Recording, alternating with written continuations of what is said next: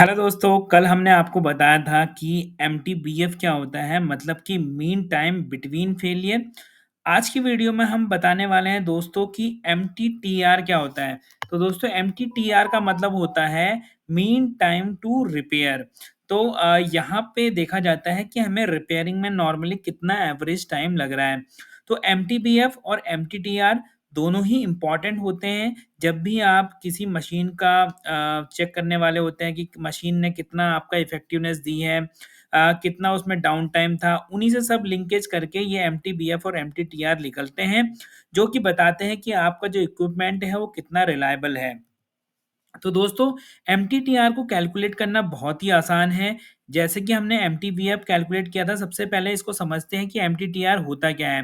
तो यहाँ पर आपको दिख रहे होंगे कि एक इक्विपमेंट सपोज रन कर रहा है, तो उसमें कभी यहाँ पे सपोज वो यहाँ से यहाँ तक जो इस टाइम ड्यूरेशन में वो सही चला मतलब कि वो एक तरीके से उस समय वो अप था, मतलब कि उस समय इक्विपमेंट रन कर रहा था।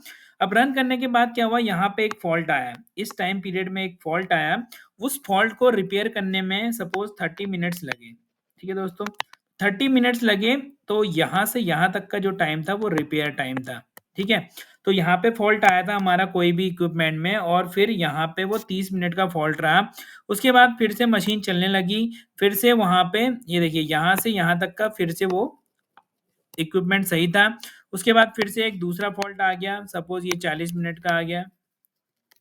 तो फिर यहाँ से यहाँ तक का ये टाइम था वो 40 मिनट, ये भी एक रिपेयर टाइम है।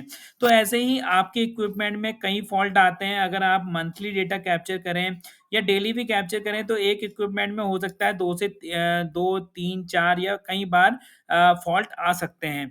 तो इसी तरीके से जितना भी टाइम हमारा फॉल्ट का है, उन सभी को जोड़ लेना है और उसको जितने भी फॉल्ट आए उससे डिवाइड कर लेना है, तो हमारा मीन टाइम टू रिपेयर निकल जाएगा। मतलब कि इसका मतलब ये होता है कि हमने पर्टिकुलर एक प्रॉब्लम को सॉल्व करने के लिए कितना टाइम लिया। अब देखिए यहाँ पे इस केस के लिए मैं बताऊं, जैसे कि मैंने 30 मिनट यहाँ पे एक फॉल्ट को रिपेयर करने में लगे, 40 मिनट मेरे दूसरे फॉल्ट को रिपेयर करने में लगे।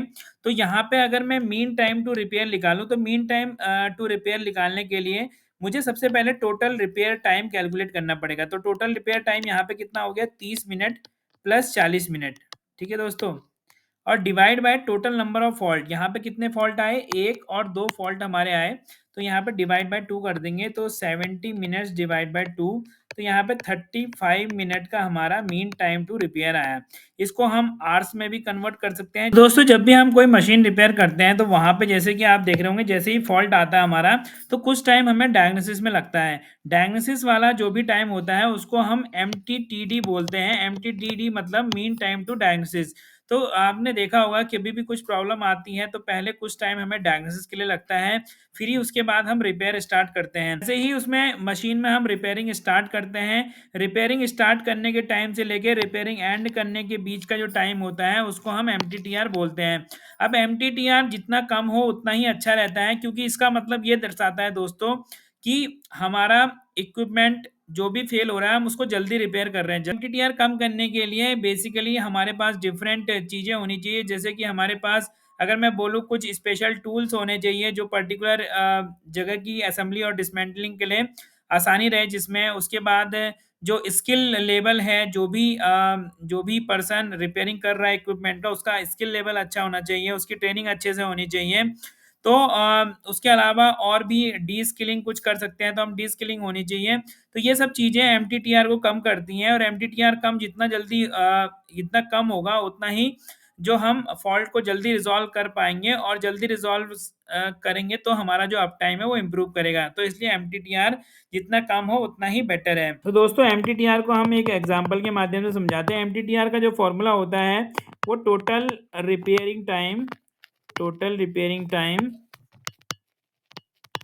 Divide by number of breakdown होता है। ठीक है, तो यहाँ पे अगर मैं सपोज मेरे पास 3 फॉल्ट आए जो कि 20 मिनट, 30 मिनट और 40 मिनट के थे, 3 फॉल्ट आया तो नंबर ऑफ प्रॉब्लम कितनी हो गई 3 और तीनों का रिपेयरिंग टाइम 20 मिनट, 30 मिनट और 40 मिनट है। तो यहाँ पे टोटल रिपेयरिंग टाइम कितना हो गया 20, 30 और 40, तो ये हो गया 90 मिनट्स डिवाइड बाय 3, तो ये हो गया हमारा 30 मिनट। तो इसका मतलब एम टी टी आर हो गया हमारा 30 मिनट। इसका मतलब ये हुआ कि हर फॉल्ट को हमने रिजॉल्व करने के लिए 30 मिनट का टाइम लिया।